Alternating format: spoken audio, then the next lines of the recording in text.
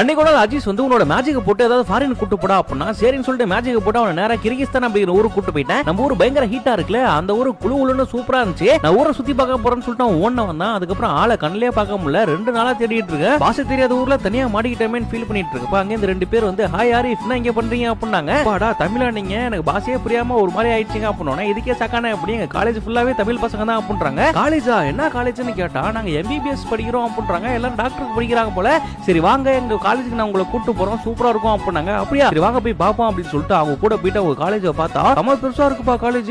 பாத்தீங்களா இதுதான் எங்களோட கிளாஸ் ரூம் அப்படின்னு காட்டினாங்க. அந்த கிளாஸ் ரூம்ல எட்டி பார்த்தா உள்ள சாரு கிளாஸ் எடுத்து இருந்தாரு. அங்க உட்கார்ந்து இருக்கிறது ஃபுல்லாவே நம்ம தமிழ் பசங்க தான். சரிங்க ஏன் நம்ம ஊர்ல படிக்காம இங்க வந்து படிக்கிறீங்கன்னு கேட்டா நம்ம ஊர்ல ஒரு வருஷத்துக்கே ஃபீஸ் 25 லட்சம் வரும். ஆனா இங்க ஒரு வருஷத்துக்கு 4.5 லட்சம் ரூபாய் தான் வருது. அதனால தான் நாங்க எல்லாருமே இங்க வந்து படிக்கிறோம் அப்படின்னாங்க. நம்ம ஊர் சாப்பாடு ஹாஸ்டல்லாம் கூட இதுலயே கவர் பண்ணி கொடுத்துறாங்க அப்படின்னாங்க. நீங்களும் டாக்டருக்கு படிக்கணும்னு ஆசைப்பட்டீங்கன்னா உங்ககிட்ட டீடைல்ஸ்லாம் வாங்கி டிஸ்கிரிப்ஷன்ல கொடுக்குறேன், செக் பண்ணிக்கோங்க.